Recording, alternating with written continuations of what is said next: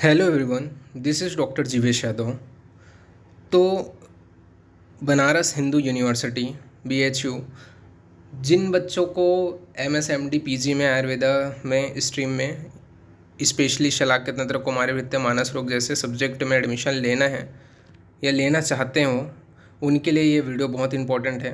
Specially जो बच्चे ये जानना चाहते हैं कि बीएचयू में टोटल नंबर ऑफ पीजी के सीट्स कितने हैं आयुर्वेदा स्ट्रीम के, कैटेगरी वाइज उनका डिस्ट्रीब्यूशन कितने हैं, वो जानना चाहते हैं। और इसके अलावा लास्ट ईयर बीएचयू में 10,100 रैंक पे कैसे शलाक्य तंत्र की जो ब्रांच है वो ऑल आउट हुई थी।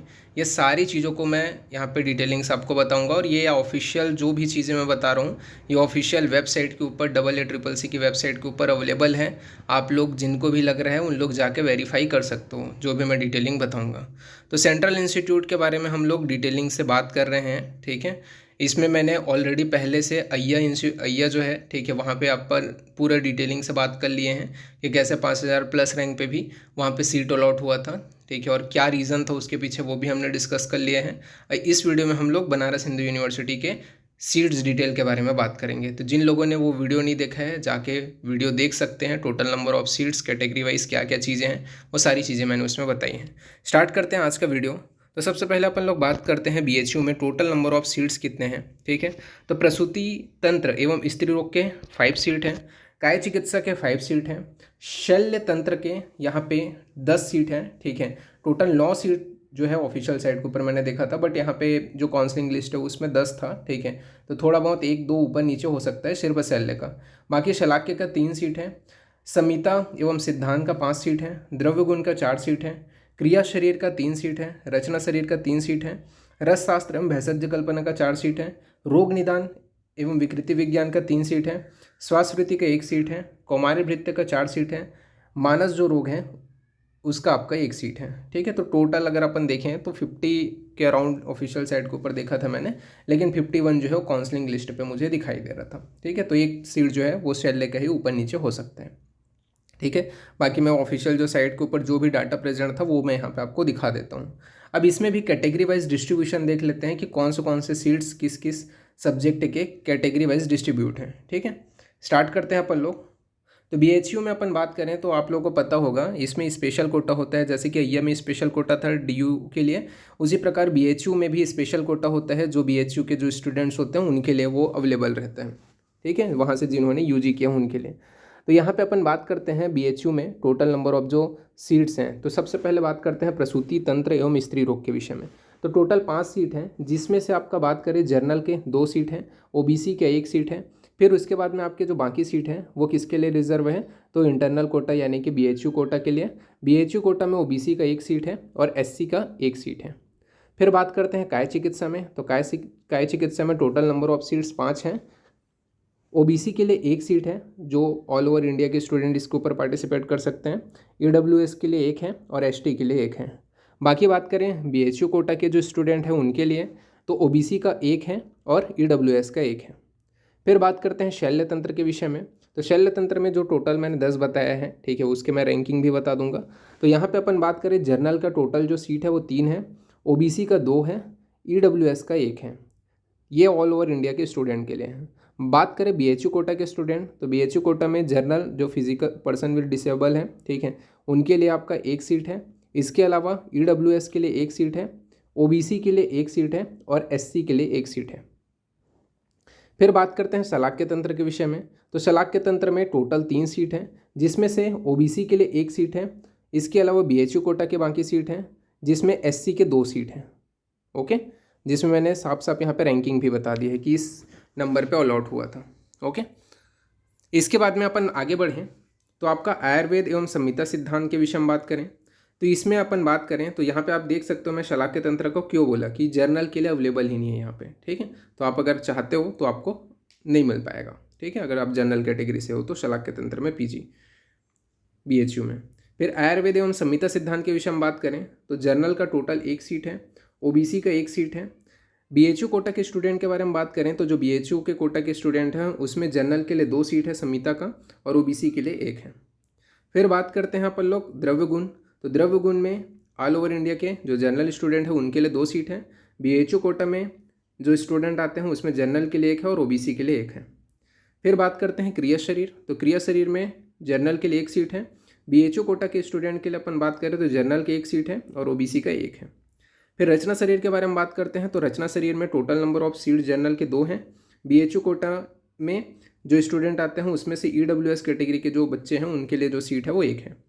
फिर बात करते हैं रस शास्त्र एवं भेषज कल्पना। तो इसमें जनरल कोटा के ऑल ओवर इंडिया के लिए एक सीट है, ओबीसी के लिए एक सीट है। बाकी बात करें बीएचयू कोटा में जो बच्चे आते हैं तो उसमें से जनरल कैटेगरी के लिए 2 सीट यहाँ पे रिजर्व किया गया है। ठीक है।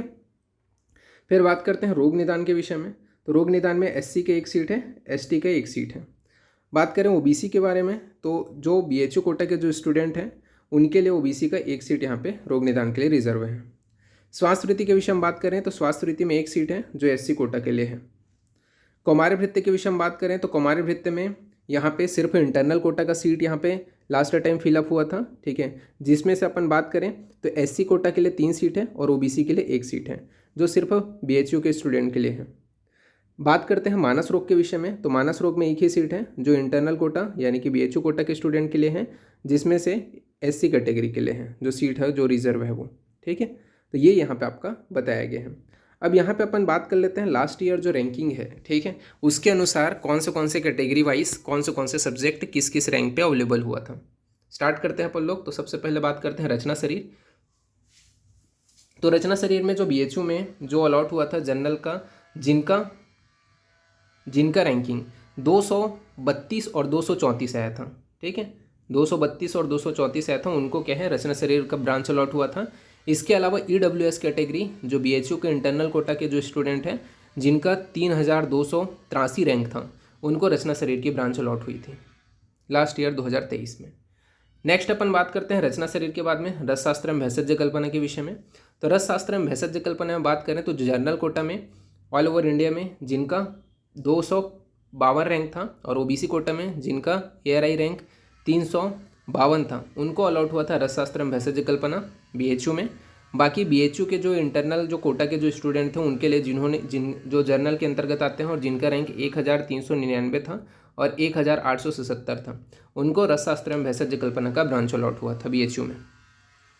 नेक्स्ट अपन आगे बढ़ते हैं रसशास्त्र के बाद में रोग निदान एवं विकृति विज्ञान के विषय में।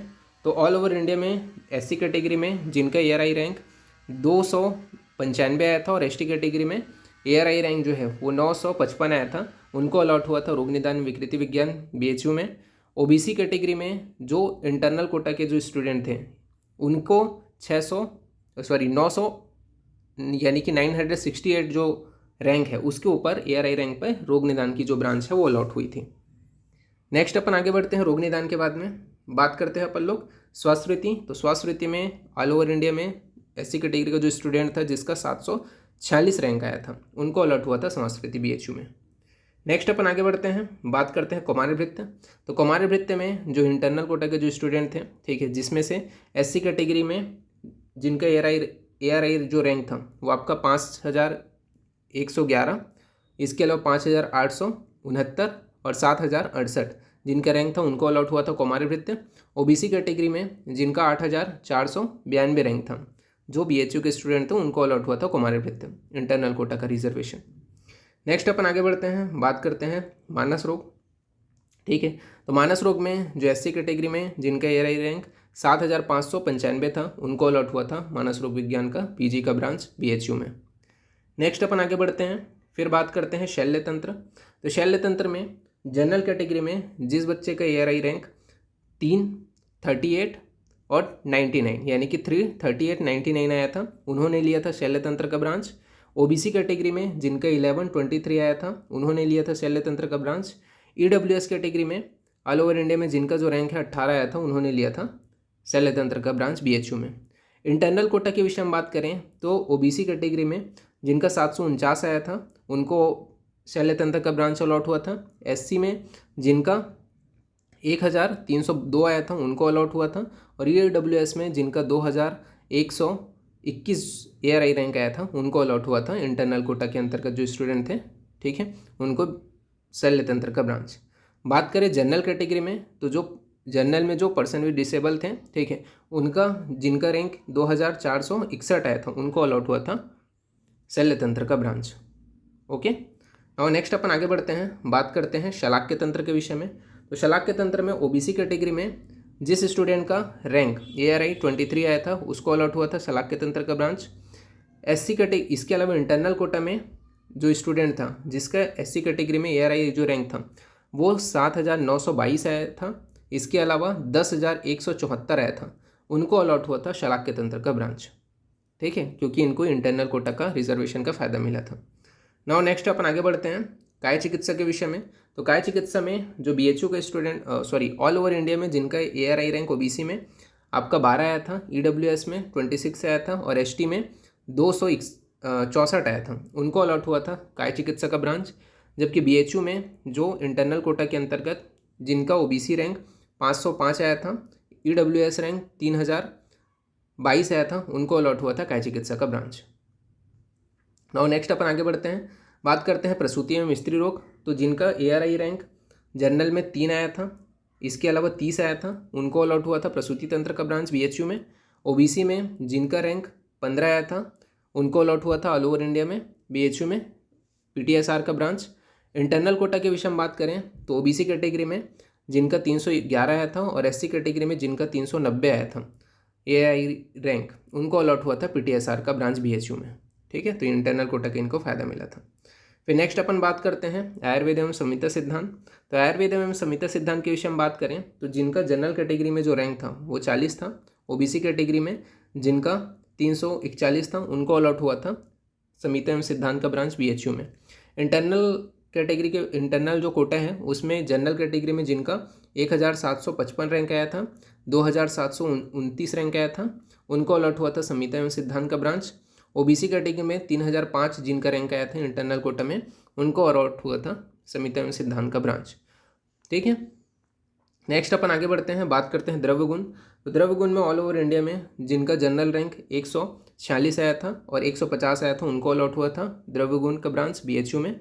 इसके अलावा BHU के जो स्टूडेंट थे जिन्होंने इंटरनल कोटा का फ़ायदा उठाया उन्हें जनरल जो है उसके अंतर्गत 1152 में, ठीक है, OBC में 1169 में द्रव्य गुण का जो ब्रांच है वो अलॉट हुआ था। ओके, फिर इसके बाद में एक और सब्जेक्ट आपका बच गया है, वो है आपका क्रिया शरीर। तो क्रिया शरीर का मैं यहाँ पे आपको बता देता हूँ। क्रिया जो शरीर है इसमें जो जनरल कैटेगरी है ऑल ओवर इंडिया में जिनका जो रैंक है 217 आया था, उनको अलॉट हुआ था क्रिया शरीर का ब्रांच। इसके अलावा BHU कोटा का जो स्टूडेंट था जिन्हों को फ़ायदा मिला उनमें जिन OBC के अंतर्गत जनरल के अंतर्गत जिनका जो रैंक है वो कितना आया था 2161 उनको, तथा OBC में जिनका जो रैंक था वो था 2403, उनको अलॉट हुआ था जो क्या बोलना चाहिए क्रिया शरीर का ब्रांच। ओके, तो यहाँ पे मैंने ऑफिशियल जो साइट के ऊपर AACCC के साइट के ऊपर जो दिया हुआ था, ठीक है, कैटेगरी वाइज डिस्ट्रीब्यूशन, सीट के डिस्ट्रीब्यूशन, सारी चीज़ों को मैंने यहाँ पे आपको लोगों को पूरा डिटेलिंग से बता दिया। ठीक है, तो ऑल ओवर इंडिया जो इंस्टीट्यूट्स होते हैं वहाँ पे कुछ ऐसे भी इंस्टीट्यूट हैं जहाँ पे बिल्कुल भी इंटरनल रिजर्वेशन नहीं है और कुछ ऐसे इंस्टीट्यूट भी हैं जहाँ पे आपका इंटरनल रिजर्वेशन है।